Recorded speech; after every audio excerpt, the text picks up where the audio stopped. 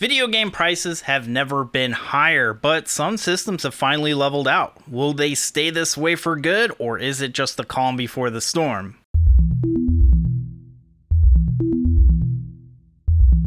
Welcome to Retronomics, the series that follows price trends in video games, and today we're talking about the Sega Dreamcast and its prices. The Dreamcast didn't quite land the way that Sega had intended, but that doesn't mean that it's a bad system. There are plenty of great games available for it. The problem is that they're not exactly cheap, but they're not exactly expensive as the other systems that I've covered. But hey, that's why I'm here to forecast prices of games and give some overall stats. Before we begin, here's how Retronomics works. I get all of my prices from pricecharting.com and eBay sold listings. I also check to see what's available on eBay to determine if the prices will go up, down, or stay the same. All of the prices you see are of official North American complete in-box copies. So with that out of the way, let's get into some stats. Out of 358 records on pricecharting.com with prices, which includes limited editions, accessories, and everything else, only 34 items are over $100 complete. 58 games are between $50 and $100, 147 are between $50 and $20, and the rest, 119 of them, are below $20. When you compare that to a system like the Wii U, which has 310 items with prices, that has 28 items over $100. I was going to compare the Dreamcast with the 3DS, but then I remembered that there's a ton of variants of that system, and that skews all the numbers. The Saturn, on the other hand, has 58 items over $100 out of 389 items with prices. That being said, all of the prices for these systems have increased during the pandemic, and now that things have kind of died down, each system will be affected individually. The Dreamcast doesn't have an eShop to shut down, so the interest in the system can be organic, and I think the prices reflect that. So let's get into it. A complete in-box Dreamcast console has doubled in price since December of last year, but a loose version has more or less remained consistent for the past 2 years. You could probably buy an empty box and loose system for way cheaper, so I would check around to see if you can get a deal, but otherwise a Dreamcast on its own doesn't look like it's going to be rising high in value anytime soon, so buy now or wait. Guys of Arcadia has been fairly stable over the past year with a couple of dips in October and March, but sold sales seem to indicate that the dips and drops won't be too drastic. There are still rumors that Sega will re-release it on modern platforms, but nothing has been confirmed as of yet. eBay has a handful of copies available for less than Price Charting's price, so maybe it'll drop a little bit more in the near future. So buy now if you've been waiting for a price drop. Midway had a good relationship with the Dreamcast and ported a lot of their games, and Hydro Thunder is a good game to have and it's affordable. It spiked during the pandemic, but only about $10, so nothing too extreme like other games that I've been talking about. Plenty of copies are available for around Price Charting's price, so buy now or wait. Sonic Adventure is the first true 3D Sonic game from Sega, and it was quite a departure from the Sonic games on the Sega Genesis.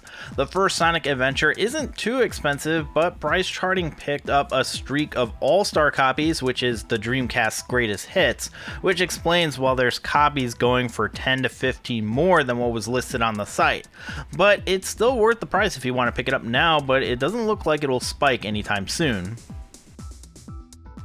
Sonic Adventure 2, on the other hand, is cheaper than what it was last year. However, there aren't many copies available for sale on eBay, so I would suggest making this a priority if you're looking to buy games within the next 6 months. It is available on PC for like $4, but man, it doesn't really play the same as it does on the Dreamcast or the GameCube.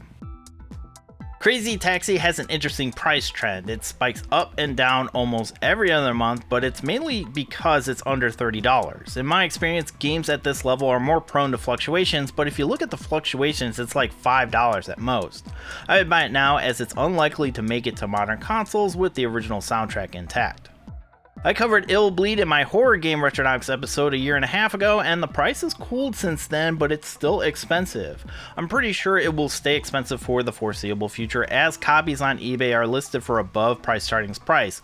But beware of the Japanese copies that have similar artwork. They're just missing the M ESRB rating in the right hand corner. Also, there's some reproductions masquerading as originals for just under price starting's price. I don't think that this game will spike significantly, so you can save up and buy it at a price you're comfortable with. Resident Evil Code Veronica is one Resident Evil game that hasn't been remastered for modern consoles, but on the Dreamcast it's fairly inexpensive, with a couple of recent copies selling for below the price starting price. But available copies are at or above the price starting price, but it's still under $50 for a decent in-shape copy, so buy now or wait.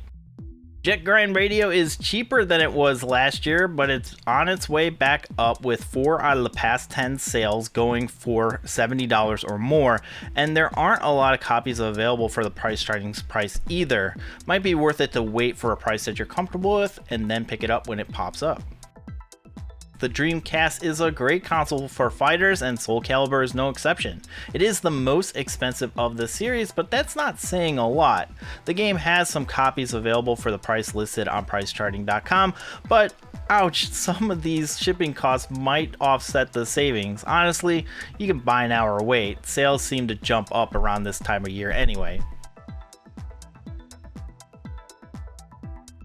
Marvel vs. Capcom 2 has kind of settled in price since the release of that arcade 1-up cabinet, but until it returns to modern consoles, it will continue to fetch a high price.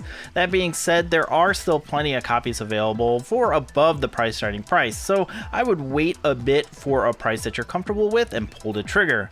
An open big copy sold for around $100, which is a better indicator of what the market wants to pay.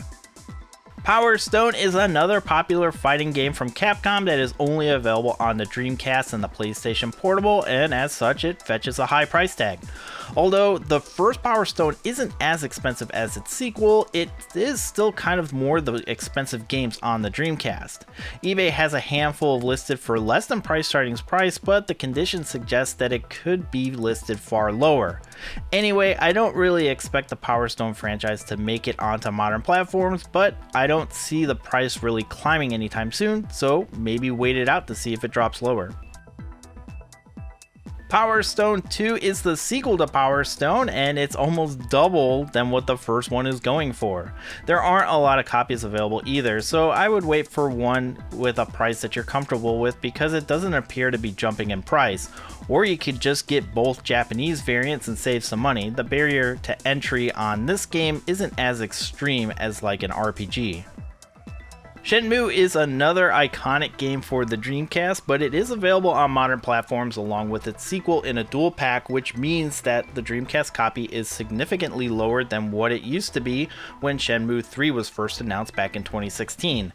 Honestly, it's a game that I would probably buy now just to get it out of the way, but I don't feel like we're going to see a significant spike, especially with the dual pack being physical.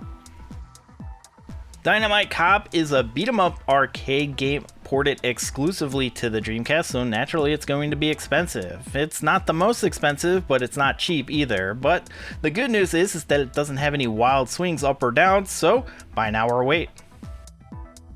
Dino Crisis is another game that Capcom doesn't seem interested in remastering, but they did announce a spiritual successor called Exoprimal, which was announced last year and is due out in a couple of months.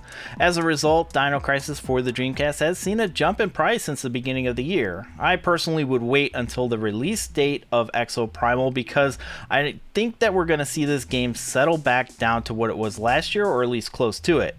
It's also on the PlayStation, but that too is seeing a similar increase in price.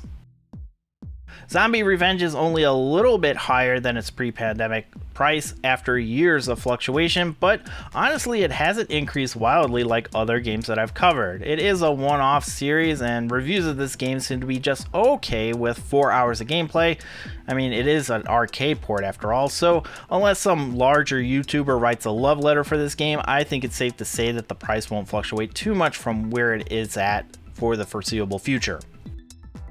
Canon Spike is a heavy hitter and will remain a heavy hitter from here on out. The previous sold listings suggested that people are willing to pay whatever the price is for the game, especially since there's maybe 1 or 2 legitimate copies available on eBay at any given time. Even the Japanese copy is climbing in price as well, so save up and buy it when you find an affordable price unless Capcom re-releases it, but they seem to be more focused on the Resident Evil franchise, except Code Veronica. Record of Lodoss War is an RPG based on the anime series of the same name, and it's not that pricey when you compare it to Canon Spike. It's an isometric style game similar to Diablo. The price jumped a bit when the Switch game was released, but that game is more like Castlevania than Diablo, so you got some options here if you enjoy that anime series. Then there's a lot of copies available for around the price charting price, so buy now or wait. Wacky Races is a game based on a cartoon series from 1968, and while the NES game is what brings in the big bucks, the other games don't fetch as high of a price. The Dreamcast entry spiked in August of 2020 and has been relatively stable, bouncing between $35 and $45. I think it's safe to say that you can either buy now or wait. Toy Commander is a budget title on this list, which, like a lot of games, increased in price at the start of the pandemic, and now that's the baseline. But unlike other games that I've covered, the price has been reasonable 3 years later, so buy now or wait. D2 is a survival horror series that's exclusive to the Dreamcast, but has been trending down ever since its peak last year. The last 3 sold listings have gone for around $100, so I would wait to see if people who listed their current copies for way over price charting's price would budge and bring it down just a bit. Blue Stinger is a title that is relatively inexpensive and doesn't look like it's going to spike in price significantly anytime soon, so buy now or wait. F355 Challenge is a simulation racing game similar to Gran Turismo, but only featuring the Ferrari F355 Challenge, and is considered the best simulation of that car. So if you really like Ferrari to the point that you only want to drive this car, then this game is at a reasonable price and I'd snag it up now or wait. Virtua Tennis is legitimately cheap, so if you just want to reminisce about how prices were back in 2012 or whatever, then Virtua Tennis will scratch that itch, so buy now or wait. Confidential Mission is an on-rails shooter similar to House of Dead and Lethal Enforcers. It's a bit pricey as far as these types of games go, but it doesn't seem to be increasing in price at the moment. I would wait for a price that you're comfortable with and pull the trigger. Vanishing Point is another cheap game for the Dreamcast if you're into arcade racers. I personally like them more than simulation racers, but that's just me. Buy now or wait. JoJo's Bizarre Adventure has leveled off in price after the All-Star Battle was ported to modern consoles, so now would be a good time to buy because games this expensive don't completely bottom out. But there is one copy for less than price charting's current price, so it might have a little bit more to drop. As you can see, while Sega Dreamcast games are expensive, most of them are starting to level out with a handful of games spiking here and there, like Dino Crisis. This is something that was common before 2020 messed everything up. From here on out, this is something that is going to be expected. It's not going to be like the entire system rising all at once. But let me know what you think. Are Dreamcast prices going to be steady from here on out, or is a big price boom just around the corner? Leave a comment down below, and if you like this video, give it a thumbs up and share it on social media. It's the best way to help grow the channel, and it's completely free. If you haven't done so already and you're new here, consider subscribing for future content. You can follow me on Twitter and Instagram at snicktendo. Thanks so much for watching. I'm Super Nicktendo, and I'll see you next time.